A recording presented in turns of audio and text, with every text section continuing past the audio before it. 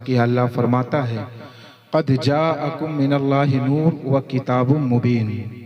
یہ آیت اور سورہ مائدہ چھٹے پارے کی آیت نمبر 15 اللہ کہتا ہے کہ تحقیق کی بے شک تمہارے پاس اللہ کی طرف سے ایک نور آیا اور ایک روشن کتاب۔ بڑی سنجیدگی سے آپ سماعت کریے گا، اس لیے کہ تھوڑی طبیعت بھی علیل ہے، لیکن آپ حضرات کو کچھ باتیں پہنچانے کی کوشش کروں گا آپ کے کانوں کے اور آپ کے سماعتوں کے حوالے تک۔ اللہ تبارک و تعالی اس محفل کو شرف قبول عطا فرمائے۔ آمین۔ حضرات، اللہ کہتا ہے کہ ہم نے تمہارے پاس اللہ کی طرف سے ایک نور آیا۔ نور ہے کیا؟ اور اس نور سے مراد کون ہے؟ نور سے مراد کیا ہے؟ کیا کوئی عام انسان نور سے مراد ہے؟ نور سے مراد کیا کوئی دنیاوی کتاب ہے؟ نور سے مراد کیا کوئی اور چیز ہے؟ تو جب ہم مفسرین کرام کا دامن تھامیں گے، جب ہم ان کے پاس ان کے بارگاہ میں اپنے زانوِ تلمس کو طے کریں گے، اور جب ہم عشق و ایمان کی نگاہوں سے قرآن کا مطالعہ کریں گے، تو معلوم ہوگا اس نور سے مراد کوئی دنیا دار کی ذات نہیں ہے، بلکہ اس نور سے مراد رسول مختار کی ذات ہے۔ سبحان اللہ۔ ہمارے اور آپ کے جو حضور ہیں، رب کے جو محبوب ہیں، اس نبی پاک صلی اللہ علیہ وسلم کو اللہ نے نور فرمایا ہے، اور اس نور کی جلوہ گری ہوئی ہے۔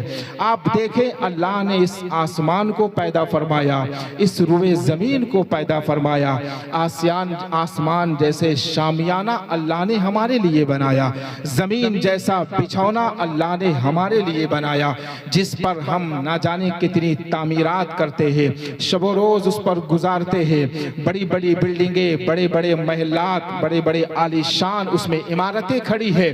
یہ زمین اپنے سینوں پر ان عمارتوں کو برداشت کیے ہوئے ہے، آخر اس کا موجد، اس کا خالق کون ہے؟ تو آپ بھی کہیں گے اس کا پیدا کرنے والا کوئی اور نہیں بلکہ ہمارا تمہارا پروردگار ہے۔ ذرا سبحان اللہ کی صدائیں بھی آتی جائے۔ ہمارا تمہارا رب قدیر ہے، جس نے آسمان کو بنایا، جس نے چاند و سورج کو بنایا، جس نے زمین کو بنایا، 7 آسمان جس نے پے در پے، اسٹیپ بائی اسٹیپ رکھے، طبق در طبق جس نے ان آسمانوں کو بنایا۔ اور اگر اس وقت کے کفار و مشرکین سے پوچھا جاتا، سوال کیا جاتا، بتاؤ ان زمینوں آسمان کو پیدا کس نے کیا؟ تو قرآن مقدس اس کی ترجمانی کرتا ہے وَلَئِن سَأَلْتَهُم مَّن خَلَقَ السَّمَاوَاتِ وَالْأَرْضَ لَيَقُولُنَّ اللَّهُ۔ جب ان سے پوچھا جاتا، یہ بتاؤ زمین کس نے بنائی، آسمان کس نے بنایا؟ حالانکہ وہ اللہ کو ایک نہیں مانتے تھے، اللہ کی عبادت نہیں کرتے تھے، نہ جانے کتنے بتوں کی پرستش کرتے تھے، خود تراشیدہ پتھروں کو وہ اپنا معبود مانتے تھے، لیکن اس کے باوجود جب ان سے پوچھا جاتا یہ بتاؤ کہ زمین و آسمان کا خالق کون ہے، تو وہ برجستہ کہہ اٹھتے کہ ان کا پیدا کرنے والا، ان کا خالق کوئی دنیا دار نہیں بلکہ پروردگار ہے۔ اللہ نے ان کو بنایا ہے۔ جب اللہ نے ساری کائنات کو پیدا فرمایا، زمین و آسمان کو بنایا، لہلہاتے کھیت کو پیدا فرمایا، سرسبز و شادابی کا وجود اس نے بخشا، یہ دریاؤں کی طغیانی کا وجود اس نے کیا، ہواؤں کی نغمگی اور وہ اس کے وجود قدم سے ہے۔